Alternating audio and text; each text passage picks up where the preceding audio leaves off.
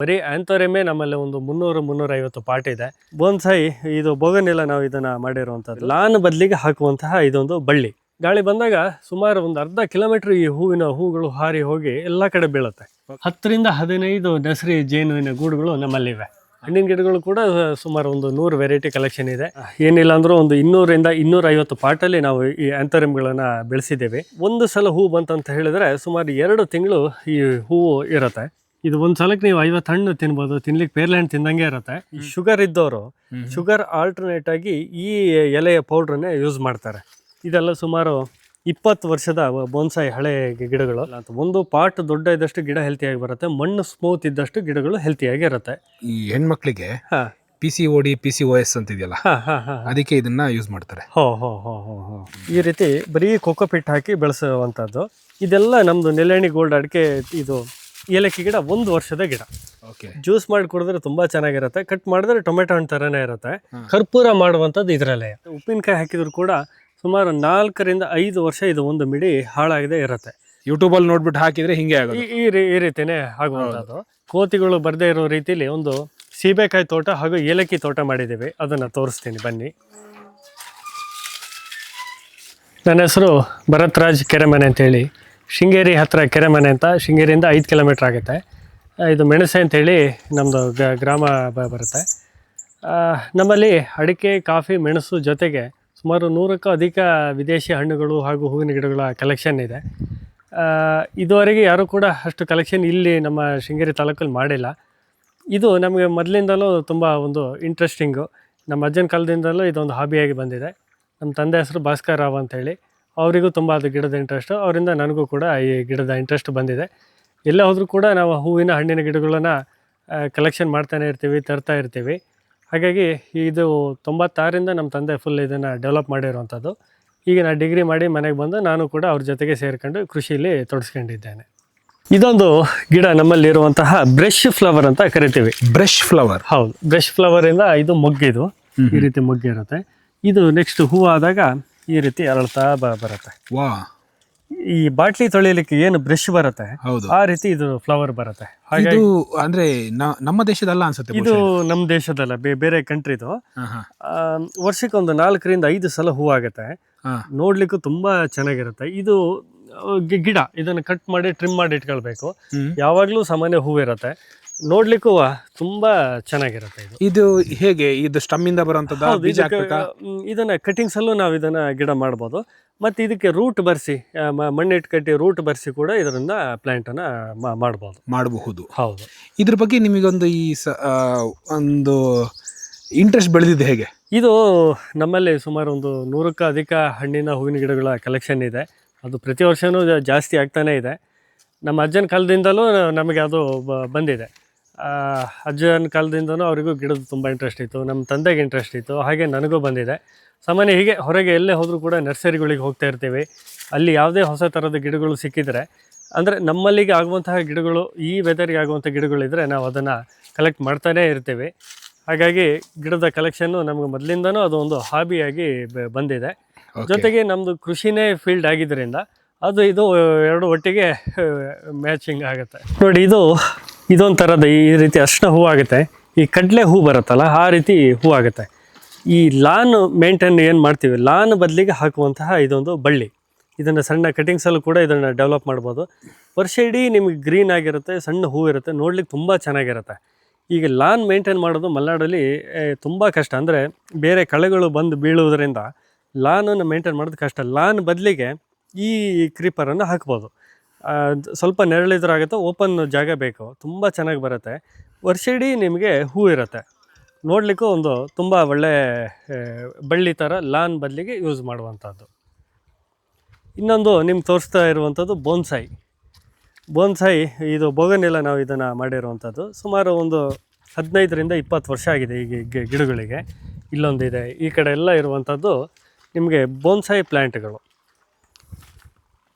ಬೋಗನ್ವಿಲ್ಲ bonsai ಮಾಡಿದ್ರೆ ತುಂಬ ಚೆನ್ನಾಗಿರುತ್ತೆ. ಯಾವಾಗಲೂ ಹೂ ಇರುತ್ತೆ, ನೋಡಲಿಕ್ಕೂ ಚೆನ್ನಾಗಿರುತ್ತೆ. ಇದೆಲ್ಲ ಸುಮಾರು 20 ವರ್ಷದ ಬೋನ್ಸಾಯಿ ಹಳೆ ಗಿಡಗಳು. ಬೋನ್ಸಾಯಿ ಅಂತ ಹೇಳಿದ್ರೆ ದೊಡ್ಡ ಮರ ಆಗ್ಲಿಕ್ಕೆ ಬಿಡೋದಿಲ್ಲ. ಅದನ್ನು ಕಟ್ ಮಾಡಿ ಬುಷಿಯಾಗಿ ಇಟ್ಕೊಳ್ತೀವಿ. ಸಣ್ಣ ಗಿಡದಲ್ಲೇ ಕಾಯಿ ಬರೋ ಹಾಗೆ ನಾವು ಅದನ್ನು ಇದು ಮಾಡ್ತೀವಿ. ಆಮೇಲೆ ಅದಕ್ಕೆ ಒಂದು ಮರದ ಶೇಪು ಕೊಟ್ಟು ಸಣ್ಣ ದೊಡ್ಡ ಮರನೇ ಸಣ್ಣ ಮರ 2 ಅಡಿ ಇದ್ದರೆ ಹೆಂಗೆ ಇರುತ್ತೆ ಆ ರೀತಿ ಕಾಣೋ ಹಾಗೆ ಇದಕ್ಕೆ ಒಂದು ಶೇಪ್ ಕೊಟ್ಟು ಇದನ್ನು ಮಾಡ್ತೀವಿ. ಬೋನ್ಸಾಯಿ ಇದು ಹೌದು, ಅದೆಲ್ಲ ಹೌದು ಮಾಡಿರುವಂಥದ್ದು. 10-15 ವರ್ಷದ ಗಿಡಗಳು ಎಲ್ಲ ಇದೆ. ಇದಕ್ಕೆ ಹೆಲಿಕಾಪ್ಟರ್ ಪ್ಲ್ಯಾಂಟ್ ಅಂತಂದು ಕೂಡ ನಾವು ಕರಿತೀವಿ. ಇದರಲ್ಲಿ 2 ಕಲರ್ ಇದೆ, ಒಂದು ನೀಲಿ ಇದೆ, ಇನ್ನೊಂದು ಬಿಳಿ ಇದೆ.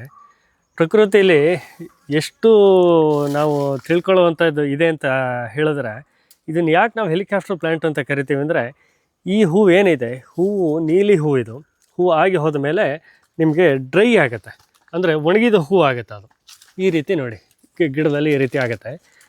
ಇದರಲ್ಲಿ ಏನಂತ ಹೇಳಿದ್ರೆ, ಗಾಳಿ ಬಂದಾಗ ಡ್ರೈ ಆದಾಗ ಈ ಹೂವನ್ನ ನಿಮಗೆ ಇದು ಮಾಡಿದ್ರೆ ನೋಡಿ ಈ ರೀತಿ ರೊಟೇಟ್ ಆಗುತ್ತೆ, ಹಿಂಗೆ ತಿರುಗಿ ಬೀಳುತ್ತೆ. ಓ, ಅದು ಹೆಲಿಕಾಪ್ಟರ್ ತರ ತರ ಹಿಂಗೆ ತಿರುಗಿ ಹೀಗೆ ಕೆಳಗೆ ಬೀಳುತ್ತೆ. ಓಕೆ. ಯಾಕೆ ಈ ರೀತಿ ಕೆಳಗೆ ಬೀಳುತ್ತೆ ಅಂತ ಹೇಳಿದ್ರೆ, ಪ್ರಕೃತಿಯಲ್ಲಿ ನೋಡಿ ಯಾವುದೋ ಈಗ ಇದೊಂದು ಇದರಲ್ಲಿ ಸುಮಾರು ಒಂದು 100-200 ಗಿಡ ಆಗುತ್ತೆ. ಅದು ಒಂದೇ ಕಡೆ ಬಿದ್ದರೆ ಡ್ಯಾಮೇಜ್ ಆಗೋ ಚಾನ್ಸ್ ಇರುತ್ತೆ ಅಂತ ಹೇಳಿ ಪ್ರಕೃತಿಯಲ್ಲಿ ಗಾಳಿ ಬಂದಾಗ ಎಲ್ಲ ಕಡೆ ಸ್ಪ್ರೆಡ್ ಆಗಿ ಹೋಗಲಿ ಅನ್ನೋ ಉದ್ದೇಶದಿಂದ ಪ್ರಕೃತಿಯಲ್ಲೇ ನಮಗೆ ಇದು ಶೇಪ್ ಆ ರೀತಿ ಇದೆ. ಅಂದರೆ ಬೀಜ ಡಿಸ್ಪೋಸ್ ಆಗ್ಲಿಕ್ಕೋಸ್ಕರ ಈ ರೀತಿ ಇದೆ. ಗಾಳಿ ಬಂದಾಗ ಸುಮಾರು ಒಂದು ಅರ್ಧ ಕಿಲೋಮೀಟರ್ ಈ ಹೂಗಳು ಹಾರಿ ಹೋಗಿ ಎಲ್ಲ ಕಡೆ ಬೀಳುತ್ತೆ. ಬುಡಕ್ಕಿಂತ ಹೆಚ್ಚಾಗಿ ಬೇರೆ ಬೇರೆ ಜಾಗದಲ್ಲಿ ಬೀಳುತ್ತೆ. ಬೇರೆ ಬೇರೆ ಜಾಗದಲ್ಲಿ ಬಿದ್ದಾಗ ಎಲ್ಲೋ ಒಂದ್ ಕಡೆ ಗಿಡ ಡ್ಯಾಮೇಜ್ ಆದ್ರೂ ಕೂಡ ತನ್ನ ಸಂತಾನೋತ್ಪತ್ತಿ ಎಲ್ಲ ಕಡೆನೂ ಆಗಲಿ. ಅದರಲ್ಲಿ ನೀವು 100 ಬೀಜದಲ್ಲೇ ಕೊನೆಗೆ ಹುಟ್ಟುವುದು ಒಂದು 10 ಗಿಡ ಬೇರೆ ಬೇರೆ ಕಡೆ ಹುಟ್ಟಿದಾಗ ಅವು ತನ್ನಿಂತಾನೇ ಅವು ಪ್ರೊಟೆಕ್ಷನ್ ಆಗ್ತವೆ ಅನ್ನೋ ಉದ್ದೇಶದಿಂದ ಪ್ರಕೃತಿಯಲ್ಲಿ ಈ ರೀತಿ ಇದೆ. ಅದನ್ನು ಬಿಟ್ಟರೆ ನಿಮಗೆ ಇದನ್ನು ನೋಡಿ ಶೇಕ್ ಮಾಡ್ತೀನಿ, ಎಲ್ಲ ಈ ಥರ ಹಿಂಗೆ ತಿರುಗಿ ಬೀಳುತ್ತೆ. ಹೌದು, ಪ್ರಕೃತಿಯಲ್ಲಿ ಎಲ್ಲವೂ ಅದಕ್ಕೆ ಏನು ಬೇಕೋ ಅದಿದೆ. ಅಷ್ಟು ನಾವು ಅದನ್ನು ಮನಸ್ಸು ಬಿಚ್ಚಿ ನೋಡುವಂಥ ಮನೋಭಾವನೆ ನಮಗೆ ಬೇಕು. ಇದು ಆ್ಯಂಥೋರಿಯಂ ಅಂತ ನಾವು ಕರಿತೀವಿ. ಸುಮಾರು ಇದರಲ್ಲಿ ನಮ್ಮಲ್ಲಿ ಒಂದು 30 ಕಲರ್ ಹತ್ತತ್ರ ಇದೆ. ಏನಿಲ್ಲ ಅಂದರೂ ಒಂದು 200-250 ಪಾಟಲ್ಲಿ ನಾವು ಈ ಆ್ಯಂಥೋರಿಯಂಗಳನ್ನು ಬೆಳೆಸಿದ್ದೇವೆ. ಇದು ಸಾಮಾನ್ಯವಾಗಿ ಡೆಕೋರೇಷನ್ಗಳಿಗೆ ಈ ಹೂಗಳನ್ನು ಎಲ್ಲ ಯೂಸ್ ಮಾಡ್ತಾರೆ. ಈ ಮದುವೆಗಳಿರ್ಬೋದು ಅಥವಾ ಇದಕ್ಕೆ ಸ್ಟೇಜಲ್ಲಿ ಡೆಕೋರೇಷನ್ಗೆ ಯೂಸ್ ಮಾಡ್ತಾರೆ. ನಾವು ಇದನ್ನು ಒಂದು ಹಾಬಿಯಾಗಿ ಇದು ತಗೊಂಡಿದ್ದೀವಿ. ಸುಮಾರು ಒಂದು 30 ಕಲರ್ ನಮ್ಮ ಹತ್ರ ಇದೆ. 200-250 ಪಾಟ್ಗಳು ಆ್ಯಂಥೋರಿಯಂ ಇದೆ. ಇದಕ್ಕೆ ಯಾವುದೇ ಕಾರಣಕ್ಕೂ ಬಿಸಿಲಾಗೋದಿಲ್ಲ. ಸ್ವಲ್ಪ ಇಂಡೋರ್ ಪ್ಲ್ಯಾಂಟ್ ಇದು. ಓಪನ್ ಬೆಳಕು ಬೇಕು, ಡೈರೆಕ್ಟ್ ಬಿಸಿಲು ಹೊಡಿಬಾರ್ದು. ಆಮೇಲೆ ಏನಂದರೆ ಇದಕ್ಕೆ ಈ ಪಾಟು ದೊಡ್ಡ ಇದ್ದಷ್ಟು ತುಂಬ ಚೆನ್ನಾಗಿ ಬರುತ್ತೆ. ಕಾಂಪೋಸ್ಟಿಂಗ್ ಮಾಡುವಂಥದ್ರಲ್ಲಿ ಇರೋದ್ರಲ್ಲಿ ಇದು ತುಂಬ ಇಂಪಾರ್ಟೆಂಟ್. ನೀವು ಬರೀ ಮಣ್ಣು ಹಾಕಿದ್ರೂ ಆಗೋದಿಲ್ಲ, ಅಥವಾ ಬರೀ ಮರಳು ಹಾಕಿದ್ರೂ ಆಗೋದಿಲ್ಲ. ಇದಕ್ಕೆ ಕೊಕೊಪೀಟು, ಮಣ್ಣು, ಮರಳು ಮಿಕ್ಸ್ ಮಾಡಿ, ಮಣ್ಣು ಎಷ್ಟು ಸ್ಮೂತ್ ಇರುತ್ತೆ ಅಷ್ಟು ಸ್ಮೂತ್ ಇದ್ದಷ್ಟು ನಿಮಗೆ ಗಿಡಗಳು ತುಂಬ ಹೆಲ್ತಿಯಾಗಿ ಬರುತ್ತೆ. ನಾನಿಲ್ಲಿ ತೋರಿಸ್ತೀನಿ ನೋಡಿ, ಇಷ್ಟು ಸ್ಮೂತ್ ಬೇಕು. ಗೊಬ್ಬರದ ಪುಡಿ ಹಾಕಿರುವಂಥದ್ದು, ಕೊಕೊಪೀಟು, ಗೊಬ್ಬರದ ಪುಡಿ, ಮಣ್ಣು, ಮರಳು ಮಿಕ್ಸ್ ಮಾಡಿ ಹಾಕಿರೋದು. ನೀವು ಎಷ್ಟು ಸ್ಮೂತ್ ಇರುತ್ತೆ ಗಿಡಗಳು ಅಷ್ಟು ಚೆನ್ನಾಗಿ ಬರುತ್ತೆ. ಯಾವುದೇ ಗಿಡ ಇರ್ಬೋದು, ಪಾಟಲ್ಲಿ ಯಾವುದೇ ನಾವು ಬೆಳೆಸೋದಿದ್ರು ತುಂಬ ಜನ ಹೇಳ್ತಾರೆ ನಮ್ಮೆಲ್ಲ ಪಾಟಲ್ಲಿ ಗಿಡ ಆಗೋದಿಲ್ಲ ಅಂತ. ಒಂದು ಪಾಟ್ ದೊಡ್ಡ ಇದ್ದಷ್ಟು ಗಿಡ ಹೆಲ್ತಿಯಾಗಿ ಬರುತ್ತೆ, ಮಣ್ಣು ಸ್ಮೂತ್ ಇದ್ದಷ್ಟು ಗಿಡಗಳು ಹೆಲ್ತಿಯಾಗಿ ಇರುತ್ತೆ. ಇನ್ನೊಂದು, ನಾವು ಅದನ್ನು ಇಂಡೋರ್ ಪ್ಲ್ಯಾಂಟ, ಅದಕ್ಕೆ ಎಷ್ಟು ಬಿಸಿಲು ಬೇಕು, ಎಷ್ಟು ನೆರಳು ಬೇಕು ಅನ್ನುವಂಥದ್ದು ನಾವೇ ಅದನ್ನು ಐಡೆಂಟಿಫೈ ಮಾಡಿ ಅದಕ್ಕೆ ಸರಿಯಾಗೋ ಹಾಗೆ ನಾವು ಪಾಟನ್ನು ಜೋಡಿಸಿಟ್ರೆ ತುಂಬ ಚೆನ್ನಾಗಿರುತ್ತೆ. ಇನ್ನೊಂದು ಏನಂದರೆ, ಪಾಟ್ಗಳಲ್ಲಿ ಗಿಡಗಳು ಅಟ್ಲೀಸ್ಟ್ ನಾವು ವರ್ಷಕ್ಕೆ 1 ಸಲನಾದರೂ ರೀಪಾಟ್ ಮಾಡಲೇಬೇಕು. ಇಲ್ಲಾಂತಂದರೆ ಅದು ಬೇರು ತುಂಬ ಆಗಿರುತ್ತೆ, ಅದಕ್ಕೆ ಫುಡ್ ಸಾಕಾಗ್ತಾ ಇರೋದಿಲ್ಲ. ವರ್ಷಕ್ಕೆ 1 ಸಲ ರೀಪಾಟ್ ಮಾಡೋದು, ಮಣ್ಣು ಕಾಂಬಿನೇಷನು ಮತ್ತು ಮಣ್ಣು ಸ್ಮೂತ್ ಇರೋದು, ಇಡೋ ಜಾಗ, ಇದಿಷ್ಟು ಕೂಡ ಪಾಟಲ್ಲಿ ನಮಗೆ ಅದು ಆ್ಯಡ್ ಆಗುತ್ತೆ. ಅದಷ್ಟನ್ನು ನೋಡ್ಕೊಂಡ್ರೆ ಪ್ರತಿ ಪಾಟಲ್ಲೂ ಗಿಡಗಳು ಹೆಲ್ತಿಯಾಗಿ ಚೆನ್ನಾಗಿ ಇರುತ್ತೆ. ನೋಡಿ, ಈ ಆ್ಯಂಥೋರಿಯಂ ಗಿಡದಲ್ಲಿ ಏನಂತ ಹೇಳಿದ್ರೆ 2 ವೆರೈಟಿ ಇದೆ. ಒಂದು ಮಿನಿಯೇಚರ್ ಅಂತ ಇದೆ, ಅಂದರೆ ಅದು ಸಣ್ಣ ಬಂದು ಹೂ ಬರುತ್ತೆ. ಇನ್ನೊಂದು ಇದು ಹಳೆ ವೆರೈಟಿ, ದೊಡ್ಡ ಗಿಡ ಆಗಿ ಈ ರೀತಿ ಹೂವು ಬರುತ್ತೆ. ನಮ್ಮಲ್ಲಿ ಇದರದ್ದು ಏನಂದರೆ ಕಂದುಗಳು ತುಂಬ ಆಗುತ್ತೆ ವರ್ಷಕ್ಕೆ. ಯಾರು ಕೇಳಿದರೆ ನಾವು ಆ ಕಂದುಗಳನ್ನು ಹಾಗೆ ಅದನ್ನು ಮಾರಾಟ ಮಾಡ್ತೀವಿ. ವರ್ಷಕ್ಕೆ ಏನಿಲ್ಲ ಅಂದರೂ ಒಂದು 100-150 ಕಂದುಗಳು ಸಿಗುತ್ತೆ. ಪ್ರತಿ ಗಿಡದಲ್ಲಿ ಒಂದು ಕಂದು ಸಿಗುತ್ತೆ, ಅದನ್ನು ನಾವು ಸೇಲ್ ಮಾಡ್ತೀವಿ. ಬಟ್ ನೀವು ನರ್ಸರಿ ಅಂತ ಹೇಳ್ಬಿಟ್ಟು ಮಾಡೋದು? ನರ್ಸರಿ ಅಂತ ಮಾಡೋದಿಲ್ಲ, ಅದನ್ನು ಕಂದುಗಳನ್ನು ನಾವು ನರ್ಸರಿಗಳಿಗೆ ಸೇಲ್ ಮಾಡ್ತೀವಿ. ಅಥವಾ ಯಾರು ಬಂದು ಕೇಳಿದಾಗ ಯಾವ್ದಾದ್ರು ಕಂದುಗಳು ಎಕ್ಸ್ಟ್ರಾ ಇದ್ರೆ ಅದನ್ನು ಹಾಗೆ ಕೊಡ್ತೀವಿ. Okay, super. ಇದರಲ್ಲಿ ಸುಮಾರು ಥರದ್ದು ಕಲರ್ಸ್ಗಳು ಬರುತ್ತೆ. ಕಲರ್ ಇದೆ, ತುಂಬ ಕಲರ್ಗಳಿದೆ ಇದರಲ್ಲಿ. ಸುಮಾರು ಏನಿಲ್ಲ ಅಂದರೂ ಒಂದು 25-30 ವೆರೈಟಿ ಕಲರ್ಗಳು ಇದರಲ್ಲಿ ಇದೆ. ಇದಕ್ಕಂತಾನೆ ಒಂದು ಸಪರೇಟ್ ಫ್ಯಾನ್ ಗೋಪು ಇದೆ ಅನ್ಸುತ್ತೆ. ಹೌದು. ಆಮೇಲೆ ಆ್ಯಂಥೋರಿಯಂ ಬೆಳೆದಕ್ಕೂ ಈ ಥರ ನಾವು ಈ ಶೇಡ್ ನೆಟ್ ಹಾಕಿ ಅದರಲ್ಲಿ ಇದನ್ನು ಬೆಳೆಸ್ಬೇಕು. ಓಪನ್ ಜಾಗದಲ್ಲಿ ಆಗೋದಿಲ್ಲ. ಇಲ್ಲಿ ಕಾಣುವಂಥದ್ದು ನಿಮಗೆ ಬ್ರೊಮೊಲಿ ಯಾರ್ಡ್ ಅಂತ ಕರಿತೀವಿ. ಇದ್ರದ ವಿಶೇಷತೆ ಏನಂತ ಹೇಳಿದ್ರೆ ನೋಡಿ, ಈ ರೀತಿ ಹೂ ಬರುತ್ತೆ, ಈ ರೀತಿ ಹೂ ಬರುತ್ತೆ, ಎಲ್ಲ ಹೀಗಿದೆ ನೋಡಿ. ಇದು ಏನಂತ ಹೇಳಿದ್ರೆ ಇದು ಫುಲ್ ಇಂಡೋರ್ ಪ್ಲಾಂಟ್. ಇದು ಇದರಲ್ಲಿ ಒಂದು 30 ಕಲರ್ ನಮ್ಮ ಹತ್ರ ಇದೆ. 30? ಹೌದು, 30 ಕಲರ್ ಇದರಲ್ಲಿ ಇದೆ. ಓಕೆ. ಒಂದು ಸಲ ಹೂ ಬಂತಂತ ಹೇಳಿದ್ರೆ ಸುಮಾರು 2 ತಿಂಗಳು ಈ ಹೂವು ಇರುತ್ತೆ. ಇದನ್ನು ಬೆಳೆಸುವಂಥದ್ದು ಯಾವ ರೀತಿ ಅಂತ ಹೇಳಿದ್ರೆ, ಒಂದು ಹೂ ಆಗೋದ್ಮೇಲೆ ಬುಡದಿಂದ ಕಂದಾಗುತ್ತೆ. ಆ ಕಂದಲ್ಲಿ ಇದನ್ನು ಡೆವಲಪ್ ಮಾಡಬೇಕು. ಇದಕ್ಕೆ ಬರೀ ಕೋಕೋಪಿಟ್ ಹಾಕಬೇಕು, ಯಾವುದೇ ಕಾರಣಕ್ಕೂ ಮಣ್ಣು ಹಾಕುವ ಹಾಗಿಲ್ಲ. ಈ ರೀತಿ ಬರೀ ಕೋಕೋಪಿಟ್ ಹಾಕಿ ಬೆಳೆಸುವಂಥದ್ದು ಇಂಡೋರ್ ಪ್ಲಾಂಟು. ಮತ್ತು ಈ ಗಿಡದ ಮಧ್ಯೆ ಯಾವಾಗಲೂ ನೀರು ನಿಂತಿರಬೇಕು. ಓಕೆ. ಇದು ನೀರು ಯಾವುದೇ ಕಾರಣಕ್ಕೂ ಡ್ರೈ ಆಗಬಾರ್ದು. ಈ ರೀತಿ ನೀರು ನಿಂತರೆ ಈ ಗಿಡಗಳು ತುಂಬ ಹೆಲ್ತಿಯಾಗಿ ಬರುತ್ತೆ, ಚೆನ್ನಾಗಿ ಬರುತ್ತೆ. ಇದಕ್ಕೆ ಮಣ್ಣು ಮರಳು ಏನೂ ಹಾಕೋಗಿಲ್ಲ, ಬರೀ ಕೋಕೋಪಿಟ್ ಹಾಕಿ ಬೆಳೆಸುವಂಥದ್ದು. ಕೋಕೋಪಿಟ್ ಒಂಥರ ವೆಟ್ನೆಸ್ಸನ್ನು ಕಾಪಾಡುತ್ತೆ. ಹೌದು. ಇದೆಲ್ಲದು ಕಲರ್ಗಳಿದೆ, ಸುಮಾರು ಒಂದು 20ರಿಂದ 30 ಒಂದೇ ಇದ್ರದಲ್ವಾ? ಹೌದು. ಒಂದು ಸಲ ಹೂ ಬಂದರೆ ನಿಮ್ಮೊಂದು 2 ತಿಂಗಳು ಹೂಗಳು ಇರುತ್ತೆ ನೋಡಿ. ಇದು ನಮ್ಮಲ್ಲಿ ಇರುವಂತಹ ಸುಮಾರು 7-8 ವರ್ಷದ ಗಿಡ ಬ್ಲೂ ಜೇಡ ಅಂತ. ಇದೊಂದು ಬಳ್ಳಿ. ಇದು ಆಸ್ಟ್ರೇಲಿಯಾದ ಒಂದು ವೆರೈಟಿ. ಇದರಲ್ಲಿ 2 ಕಲರ್ ಇದೆ, ಒಂದು ರೆಡ್ ಜೇಡ, ಒಂದು ಬ್ಲೂ ಜೇಡ ಅಂತ. ರೆಡ್ ಜೇಡ ಅನ್ನುವಂಥದ್ದು ದೊಡ್ಡ ಹೂ ಆಗುತ್ತೆ, ಕೆಂಪು ಕಲರ್ ಇರುತ್ತೆ, ಅದರದ್ದು ವರ್ಷಕ್ಕೆ ಒಂದೇ ಸಲ ಆಗುವಂಥದ್ದು. ಈ ಬ್ಲೂ ಜೇಡ ಅನ್ನುವಂಥದ್ದು ವರ್ಷಕ್ಕೆ 2 ಸಲ ಆಗುತ್ತೆ, 2ರಿಂದ 3 ಸಲ ಹೂ ಆಗ್ತಾನೆ ಇರುತ್ತೆ. ನೋಡಲಿಕ್ಕೂ ತುಂಬ ಚೆಂದ, ಗಾರ್ಡನಲ್ಲಿ ಯೂಸ್ ಮಾಡಲಿಕ್ಕೂ ತುಂಬ ಚೆನ್ನಾಗಿರುತ್ತೆ.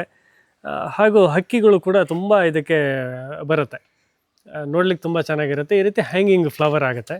ಹಾಗಾಗಿ ಇದು ಬ್ಲೂ ಕಲರ್ ಇರೋದ್ರಿಂದ ಬ್ಲೂ ಜೇಡ ಅಂತ ಇದನ್ನು ನಾವು ಕರಿತೀವಿ. ಹೌದು. ಇದು ಇದ್ರ ಬಳ್ಳಿನ ಸರ್? ಇದು ಹೌದು, ಇದು ಇದರದ ಬಳ್ಳಿ. ಇದ್ರದ್ದು ಚಿಗುರು ತುಂಬ ಚೆನ್ನಾಗಿದೆ ನೋಡಿ. ಚಿಗುರು ಒಂಥರ ಬ್ಲೂ ಕಲರ್ ಇದೆ. ಹೌದು ಹೌದು, ಆ ಚಿಗುರು ನೋಡ್ಲಿಕ್ಕೂ ಚೆನ್ನಾಗಿರುತ್ತೆ. Purple colour. ಹೌದು, ಇದು ಕಟಿಂಗ್ಸ್ ಅಲ್ಲಿ ಇದನ್ನ ಡೆವಲಪ್ ಮಾಡಬಹುದು. ಕಟಿಂಗ್ಸ್ ಅಲ್ಲಿ ಡೆವಲಪ್ ಮಾಡಬಹುದು. ಹೌದು ಹೌದು. ಈ ಹೂವು ಎಷ್ಟು ಚೆನ್ನಾಗಿದೆ ಅಂತ ಹೇಳಿದ್ರೆ, ಇದು ಮಲೆನಾಡಲ್ಲಿ ಕಾಡುಗಳಲ್ಲಿ ತುಂಬ ಹಿಂದಿಂದ ಇರುವಂತಹ ಬಳ್ಳಿ. ಇದು ಈಗೇನೋ ನಾವು ನರ್ಸರಿಗಳಲ್ಲೆಲ್ಲ ಕಾಣ್ತೀವಿ, ಆದ್ರೆ 100 ವರ್ಷಕ್ಕಿಂತ ಹಿಂದೆ ನಮ್ಮ ಈ ಕಾಡುಗಳಲ್ಲಿ ಇದ್ದಂತಹ ಬಳ್ಳಿ. ಇದಕ್ಕೆ ಕಾಮನಬಿಲ್ಲು ಬಳ್ಳಿ ಅಂತಲೂ ಕರಿತೀವಿ, ಇಲ್ಲ ಲೇಡೀಸ್ ಸ್ಲಿಪ್ಪರ್ ಅಂತಲೂ ಕೆಲವರು ಕರೀತಾರೆ. ಈ ಹೂವಿದೆಯಲ್ಲ, ಈ ಹೂವು ಒಳಗಡೆ ನಿಮಗೊಂದು ಈ ಥರ ಹ್ಯಾಂಗಿಂಗ್ ಆಗುತ್ತೆ. ಇದು ಸಾಮಾನ್ಯ ಜನವರಿ, ಫೆಬ್ರವರಿ, ಮಾರ್ಚಲ್ಲಿ ಹೂವು ಆಗುತ್ತೆ. ವರ್ಷಕ್ಕೆ ಒಂದೇ ಸಲ ಹೂವು ಆಗುವಂಥದ್ದು. ಒಂದು ಸಲ ಹೂವು ಆದರೆ ತುಂಬ ದಿನ ಇರುತ್ತೆ. ಒಂದು ಹೂವು ಆಗೋಕ್ಕೂ ಒಂದು ಹೂವು ಕೆಳಗೆ ಇಳಿದು ಬರುತ್ತೆ. ಇದಕ್ಕೆ ಸನ್ ಬರ್ಡ್ ಅಂತ ಹಕ್ಕಿಗಳು ತುಂಬ ಬರುತ್ತೆ. ಇದ್ರ ಒಳಗಡೆ ನಿಮಗೆ ಸ್ವಲ್ಪ ಒಂದು ರಸ ಇರುತ್ತೆ, ಅದು ತುಂಬ ಸ್ವೀಟ್ ಇರುತ್ತೆ ನೋಡಿ. ಇಲ್ಲಿ ಬಗ್ಸಿದೆ, ನಿಮಗೆ 1 ಸ್ಪೂನ್ ಅಷ್ಟು ರಸ ಈ ಥರ ಹೀಗೆ ಸಿಗುತ್ತೆ. ಇದು ತುಂಬ ಸ್ವೀಟ್ ಇರುತ್ತೆ, ನಿಮಗೆ ಕುಡಿಲಿಕ್ಕೆ ತುಂಬ ಚೆನ್ನಾಗಿರುತ್ತೆ. ಹಾಗಾಗಿ ಹಕ್ಕಿಗಳು ತುಂಬ ಚೆನ್ನಾಗಿ ಇದಕ್ಕೆ ಬರುತ್ತೆ. ಸ್ವೀಟ್ ಅಂದರೆ ನಿಮಗೆ ಸಕ್ಕರೆಗೆ ನೀರು ಹಾಕಿ ಕುಡಿದ ಅಷ್ಟು ಸ್ವೀಟ್ ಇರುತ್ತೆ. ಈ ರೀತಿ ಬಳ್ಳಿ ಇದು ಮೇಲಿಂದ ಕೆಳಗಡೆ ಹ್ಯಾಂಗಿಂಗ್ ಆಗುತ್ತೆ, ತುಂಬ ಚೆನ್ನಾಗಿರುತ್ತೆ ಈ ಹೂವು. ಹಕ್ಕಿಗಳು ತುಂಬ ಬರುತ್ತೆ ಇದಕ್ಕೆ, ಹಕ್ಕಿಗಳು ತುಂಬ ಇಷ್ಟಪಡ್ತವೆ. ನಮ್ಮಲ್ಲಿ ಇರುವಂತಹ ಇದೊಂದು ತುಂಬ ವಿಶೇಷವಾದಂತಹ ಒಂದು ಗಿಡ ಇದಾಗಿದೆ. ಇದರ ಹೆಸರು ನಮಸ್ತೆ ಗಿಡ ಅಂತ ಹೇಳಿ. ಯಾಕೆ ಈ ನಮಸ್ತೆ ಗಿಡ ಅಂತ ಇದನ್ನು ಕರಿತೀವಿ ಅಂತ ಹೇಳಿದರೆ, ಹೀಗೆ ಗಿಡದ ಸಣ್ಣ ಎಲೆಗಳು ಕಾಣುತ್ತೆ. ಈ ಸಣ್ಣ ಎಲೆಗಳು ಫೋಲ್ಡ್ ಓಪನ್ ಆಗ್ತಾ ಇರುತ್ತೆ. ಹಾಗಾಗಿ ಇದನ್ನು ನಮಸ್ತೆ ಗಿಡ ಅಂತ ಕರಿತೀವಿ. ಹಿಂದೆ ಜಗದೀಶ್ ಚಂದ್ರ ಬೋಸ್ ಅವರು ಗಿಡಗಳಿಗೆ ಜೀವ ಇದೆ ಅಂತ ಹೇಳಿ ಒಂದು ಗಿಡದ ಮೇಲೆ ಎಕ್ಸ್ಪೆರಿಮೆಂಟ್ ಮಾಡಿದ್ರು ಅಂತ ನಾವೆಲ್ಲ ಹಿಂದೆ ಕೇಳಿದ್ದೇವೆ. ಅದು ಈ ಗಿಡದ ಮೇಲೆ ಎಕ್ಸ್ಪೆರಿಮೆಂಟ್ ಮಾಡಿರುವಂಥದ್ದು. ಈ ದೊಡ್ಡ ಎಲೆ ಅಲ್ಲ, ಈ ಸಣ್ಣ ಎಲೆಗಳು ಬಿಸಿಲು ಬಿದ್ದ ಆಗುವ ಫೋಲ್ಡ್ ಓಪನ್ ಆಗುತ್ತೆ. ಹಾಗಾಗಿ ಇದಕ್ಕೆ ನಮಸ್ತೆ ಗಿಡ ಅಂತ ಹೆಸರು. ಇದೊಂದು ತುಂಬಾ ಕಂಟಿನ್ಯೂಸ್ ಆಗಿ ಆಗುತ್ತಾ ಅಥವಾ ಹೇಗೆ? ಅದು ಕಂಟಿನ್ಯೂಸ್ ಆಗಿ ಆಗೋದಿಲ್ಲ. ನಿಮಗೆ ಒಂದು ಎಲೆ ಫೋಲ್ಡ್ ಆಗುತ್ತೆ, ಅದು ಓಪನ್ ಆಗುತ್ತೆ, ಮತ್ತೊಂದು ಎಲೆ ಫೋಲ್ಡ್ ಆಗುತ್ತೆ, ಮತ್ತೊಂದು ಓಪನ್ ಆಗುತ್ತೆ, ಈ ರೀತಿ ಆಗ್ತಾ ಇರುತ್ತೆ. ಬೆಳಿಗ್ಗೆ ಒಂದು 9:30 ಬಿಸಿಲು ಬಿದ್ದ ಆಗುವ 9:30ರಿಂದ ಸಾಯಂಕಾಲ 5 ಗಂಟೆ ತನಕ ಆ ರೀತಿ ಪ್ರೊಸೆಸಿಂಗ್ ಕಂಟಿನ್ಯೂ ಆಗಿ ನಡೀತಾನೆ ಇರುತ್ತೆ. ಇದರಲ್ಲಿ ಆಯುರ್ವೇದಿಕ್ ಉಪಯೋಗ ಏನಾದ್ರು ಇದೆಯಾ? ಇಲ್ಲ, ಇದು ಆಯುರ್ವೇದಿಕಲ್ಲಿ ಯಾವುದು ಉಪಯೋಗ ಇಲ್ಲ. ಇದೊಂದು ಅಂದ್ರೆ ಇದೊಂದು ವೆರೈಟಿ ಗಿಡ ಅಷ್ಟೇ. ಹಾಗಾಗಿ ಇದಕ್ಕೆ ನಮಸ್ತೆ ಗಿಡ ಅಂತ ಇದನ್ನ ಕರೀತಾರೆ. ಇದೊಂದು ಬಳ್ಳಿ. ಇದ್ರ ಸ್ಪೆಷಲ್ ಏನಂತ ಹೇಳಿದ್ರೆ, ಇದ್ರ ಹೆಸರು ಏನಂದ್ರೆ ಕರ್ಟನ್ ಪ್ಲಾಂಟ್ ಅಂತ ಕರಿತೀವಿ.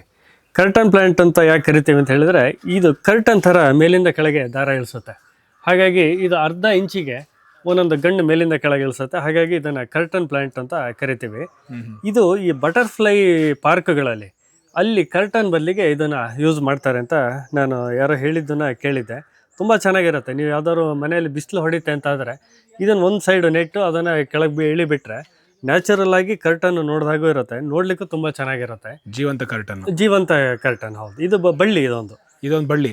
ಇದು ಎಲೆ ಯಾವ ರೀತಿ ಬರುತ್ತೆ ಸರ್? ಇದ್ರದ್ದು ಎಲೆ ಸ್ವಲ್ಪ ಅಮೃತ ಬಳ್ಳಿ ಥರ ಅಮೃತ ಬಳ್ಳಿ ಎಲೆ ಥರ ಬರುತ್ತೆ, ಈ ರೀತಿ ಬರುತ್ತೆ. ಹಾಂ ಹಾಂ. ಇದೇನಂದರೆ ಪಾಟಲ್ಲಿ ಆಗೋದಿಲ್ಲ, ನೆಲಕ್ಕೆ ಹಾಕಬೇಕು. ಹ್ಞೂ. ಹಾಗಾಗಿ ಇದು ಸ್ವಲ್ಪ ಜಾಗ ಇದ್ದರೆ ತುಂಬ ಚೆನ್ನಾಗಿ ಬರುತ್ತೆ. ಓ, ಇಲ್ಲಿ ನಿಮ್ಮ ಇಲ್ಲೂ ಸಣ್ಣ ಜೇನುಗಳು. ಹೌದು, ಇದು ನಮ್ಮ ನರ್ಸರಿ ಅಂತ ನಾವು ಇದನ್ನ ಕರಿತೀವಿ. ನೀವು ಇಲ್ಲಿ ಕಾಣ್ಬೋದು, ಇದು ಸುಮಾರು ಒಂದು 10 ರಿಂದ 15 ನರ್ಸರಿ ಜೇನುವಿನ ಗೂಡುಗಳು ನಮ್ಮಲ್ಲಿವೆ. ಇದು ಜೇನಿಗಿಂತನೂ ತುಂಬ ಸುಲಭ ಇದರಿಂದ ಮೇಂಟೆನೆನ್ಸು.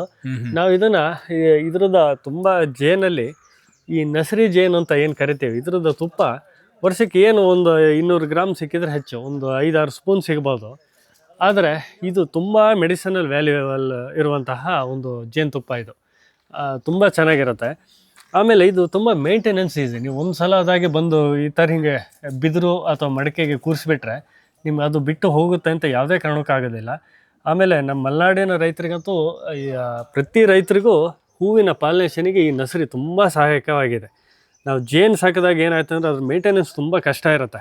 2 ದಿನಕ್ಕೆ ಒಂದು ಸಲನಾದ್ರು ಒಂದು ಜೇನನ್ನು ನಾವು ಮೇಂಟೈನ್ ಹೋಗಿ ಆ ಬಾಕ್ಸನ್ನು ನೋಡಬೇಕು. ಆದರೆ ಇದು ಆ ಥರದ್ದು ಏನೂ ಸಮಸ್ಯೆ ಇಲ್ಲ. ಒಂದು ಸಲ ನೀವು ಕೂಡ್ತಲ್ಲ ಅಂದರೆ ಲೈಫ್ ಲಾಂಗ್ ಇರುತ್ತೆ, ಏನೂ ಸಮಸ್ಯೆ ಇಲ್ಲ. ಆದಷ್ಟು ರೈತರು ಈ ನರ್ಸರಿ ಜೇನಿನ ಬಗ್ಗೆ ಗಮನ ಕೊಟ್ಟು ಪ್ರತಿ ಮನೆಯಲ್ಲ 10 ರಿಂದ 15 ಈ ಥರದ ಮರದ ಬಾಕ್ಸ್ಗಳಿಗೆ ಕೂರಿಸಿದ್ರೆ ತುಂಬ ಚೆನ್ನಾಗಿರುತ್ತೆ. ನಮಗೆ ನ್ಯಾಚುರಲ್ ಆಗಿ ಸಿಗುತ್ತೆ. ಕಾಣದೇ ಕಮ್ಮಿ ಅನಿಸ್ಬಿಟ್ಟಿದೆ, ಕಾಣದೇ ತುಂಬ ಕಡಿಮೆ ಆಗಿದೆ. ಎಲ್ಲರೂ ಈ ಬಾಕ್ಸ್ ಇಟ್ಬಿಟ್ಟು ತುಡುವೆ ಜೇನು ಅದು ಇದು ಅಂತ ಹೋಗ್ತಿದ್ದಾರೆ. ಇನ್ನೊಂದು ದೊಡ್ಡ ಪ್ರಾಬ್ಲಮ್ ಏನಾಗ್ತಿದೆ ಅಂತ ಹೇಳಿದ್ರೆ ಎಲೆ ಚುಕ್ಕೆ ರೋಗ ಅಂತ ಅಡಿಕೆಗೆ ಬಂದಿದೆ. ಅದಕ್ಕೆ ತುಂಬಾ ದ್ರೋಣಲ್ಲಿ ಸ್ಪ್ರೇಗಳನ್ನ ಮಾಡ್ತಿದ್ದಾರೆ ಎಲೆ ಚುಕ್ಕೆ ರೋಗಕ್ಕೆ. ಅದು ಅದು ಅದು ಇದುವರೆಗೆ ಅದಕ್ಕೆ ಯಾವುದೇ ಥರದ ಮೆಡಿಸಿನ್ ಬಂದಿಲ್ಲ. ಎಲೆ ಚುಕ್ಕೆ ರೋಗಕ್ಕೆ ಸ್ಪ್ರೇ ಮಾಡಿದಾಗ ಈ ಜೇನಿನ ಸಂತತಿಯೇ ನಾಶವಾಗಿ ಹೋಗ್ತಾ ಇದೆ. ಜೇನಿನ ಸಂತತಿನೇ ನಾಶ. ಹೌದು, ಆ ಔಷಧಿ ಸ್ಪ್ರೇ ಮಾಡಿದಾಗ ಅದ್ರ ಸಿಂಗಾರಕ್ಕೆ ಎಲೆಗೆ ಮಾಡಿದಾಗ ಈ ಜೇನುಗಳು ತನ್ನಿಂತಾನೇ ತುಂಬ ಹೋಗ್ತಾ ಇದ್ದಾವೆ.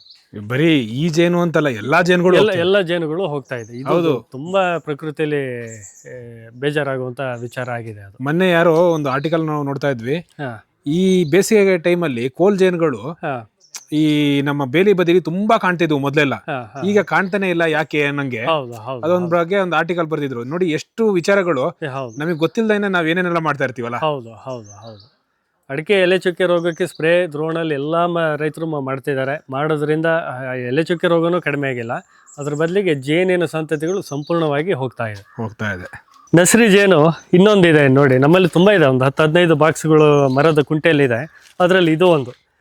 ನಾವು ಎಲ್ಲೇ ತೋಟದಲ್ಲಿ ಕಾಡಲ್ಲಿ ಈ ರೀತಿ ಮರದಲ್ಲಿ ಇರುವಂಥ ನರ್ಸರಿ ಸಿಕ್ಕಿದ್ರೆ ಅದನ್ನು ತಗೊಂಬಂದು ನಾವು ಮನೆ ಹತ್ರ ಇಡ್ತೀವಿ. ನೋಡಿ, ಈ ಮರದಲ್ಲಿ ನಮ್ಗೆ ಏನೂ ಮೇಂಟೆನೆನ್ಸ್ ಮಾಡೋದಿಲ್ಲ, ಅದ್ರ ಪಾಡಿಗೆ ಅದು ಕೆಲಸ ಮಾಡ್ತಾ ಇರುತ್ತೆ. ಇದರಿಂದ ನಮ್ಗೆ ತುಂಬ ಕಾಫಿ ಪಾಲನೇಷನ್ ಇರ್ಬೋದು, ಹೂವಿನ ಪಾಲನೇಷನ್ ಇರ್ಬೋದು, ಅಡಿಕೆದು ಇರ್ಬೋದು, ತೆಂಗು ಇರ್ಬೋದು, ನಮ್ದು ಎಲ್ಲ ಹೂವಿನ ಗಿಡಗಳು ಇರ್ಬೋದು, ಎಲ್ಲದಕ್ಕೂ ಇದು ತುಂಬ ಉಪಯೋಗ ಆಗುತ್ತೆ. ಒಂಥರ ಈ ನ್ಯಾಚುರಲ್ ಹ್ಯಾಬಿಟೇಟ್ ಅಲ್ಲಿ ಅದ್ರ ಪಾಡಿಗೆ ಅದು ಇದೆ ಅನ್ನಂಗೆ. ಹೌದು ಹೌದು ಹೌದು.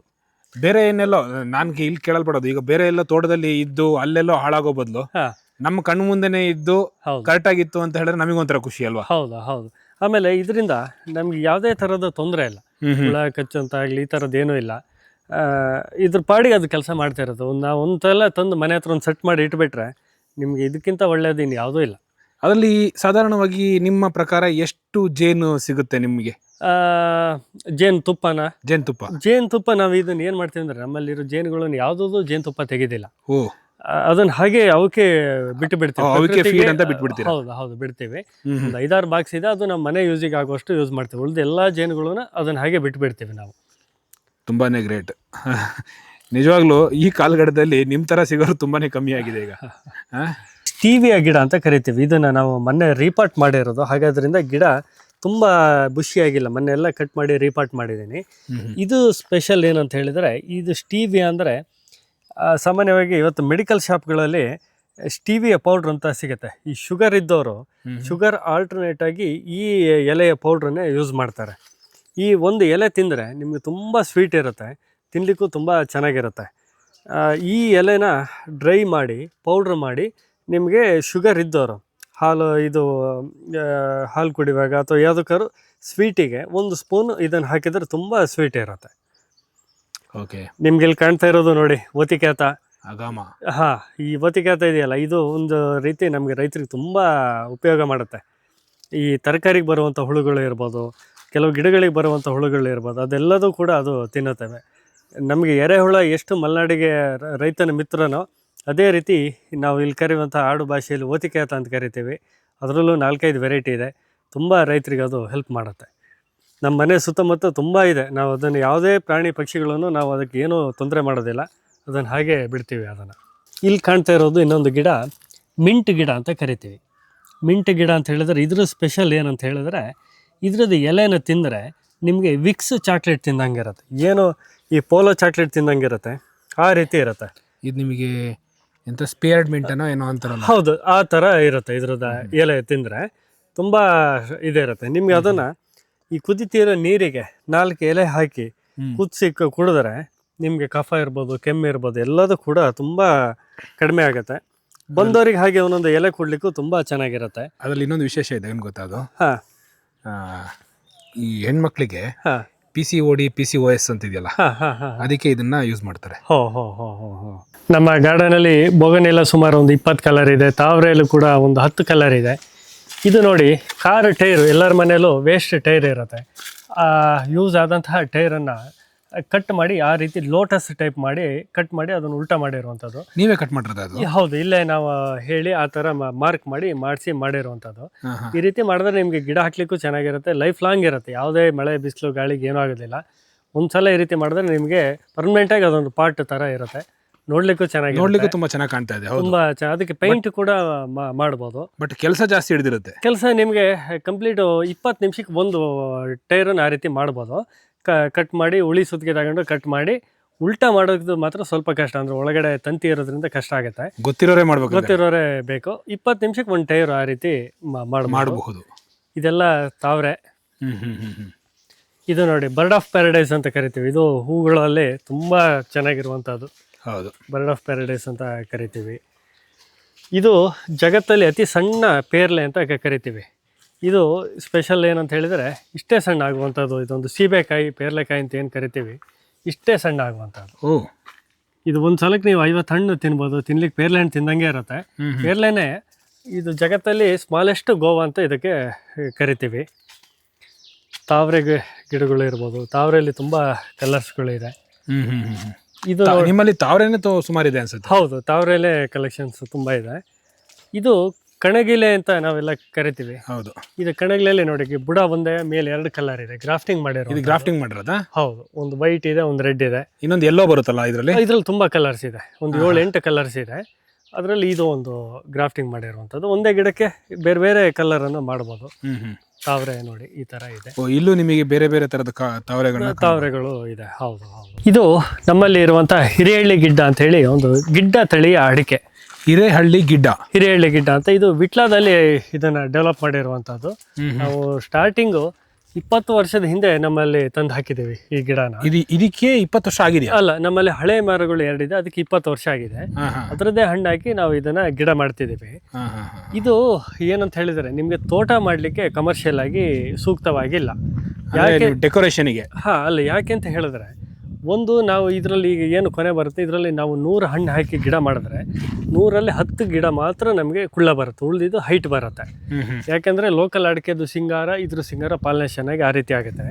ಇನ್ನೊಂದು ಲೈಫ್ ಕಡಿಮೆ. ಇದೇನು ಬಂದರೂ ಕೂಡ ಒಂದು 15 ವರ್ಷ 20 ವರ್ಷ ಬರ್ಬೋದು ಒಂದು ಮರ. ಮಧ್ಯಾಹ್ನ ಮೇಲೆ ಬಿಸಿಲು ಹೊಡೆದ್ರೆ ಕಂಪ್ಲೀಟ್ ದಂಟು ಸುಡುತ್ತೆ. ಆ ರೀತಿ ಆಗುತ್ತೆ.